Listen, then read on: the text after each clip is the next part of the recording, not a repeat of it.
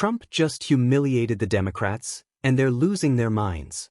They called it obstruction, but I call it leadership.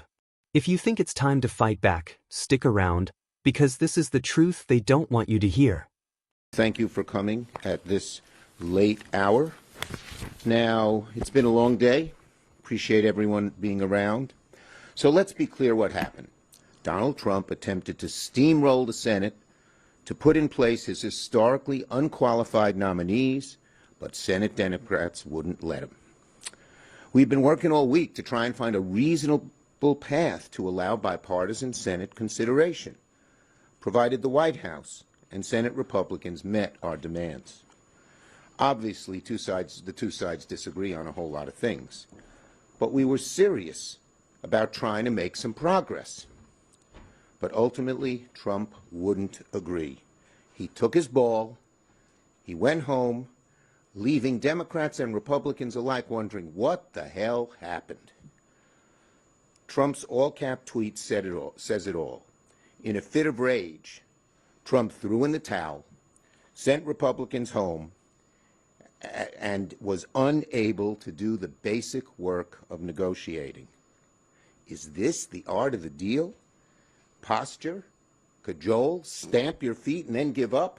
This says it all. Donald Trump tried to bully us, go around us, threaten us, call us names, but he got nothing. And he walked away with his tail between his legs. One of these days, Trump is going to have to learn that he needs to work with Democrats to help the American people.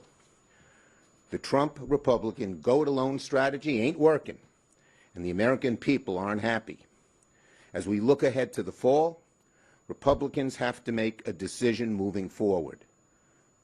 They can work to find common ground with Democrats to deliver for our constituents, for our country. Just look at the 3 appropriation bills we passed this week. It shows that Democrats, when Republicans are willing to work with us, will work with them. Or the Republicans can continue to go at it alone, following Donald Trump down a dangerous path that hurts their party and hurts the American people. Because after all, who is hurt the most when Republicans go at it alone? It's the American people back home. When they go at it alone, they're hard, right, angry people who don't represent America get their way.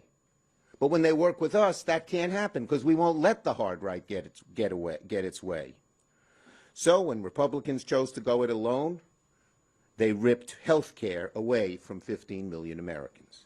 When Republicans chose to go it alone, they ended up imposing Medicaid cuts, shuttering rural hospitals.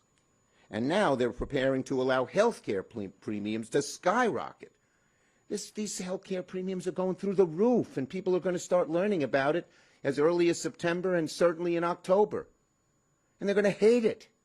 This isn't just a $10 increase. These are hundreds and even thousands of dollars that they're going to pay more. And not just Medicaid, not just Medicare, but just about everybody. Because we've been talking to the health insurers, and that's what's happening because of the big, ugly betrayal that they call their BBB. Now, it doesn't have to be that way. My Republican colleagues know that when we are able to land bipartisan deals and get painfully close on a fair deal to bipartisan nominees, we can get something done. But of course, they tried. Some of them in the Republican caucus tried to work with us. Donald Trump pulled the rug out from under him. And again, no one knows what the hell he did and why he did it. They're befuddled. Many of the Republicans told me they're totally confused, but they all know one thing. Donald Trump didn't get his way. Donald Trump didn't get his way. Again, this shows it. He bullied us. He cajoled us. He called us names. And he went home with nothing. Nothing. Americans, whether Democrat, Republican, Independent, they want us to put them first. Instead, the Republican go at alone. Welcome back to Jace Manhwa.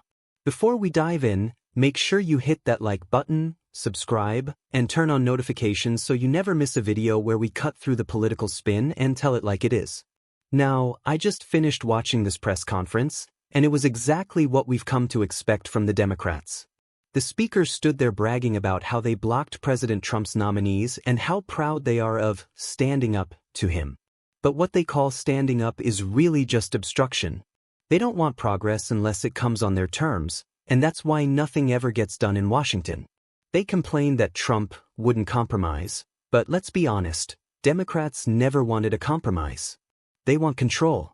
Every time Republicans try to push policies that would strengthen our economy, secure our borders, and reduce government waste, the Democrats label it as going it alone.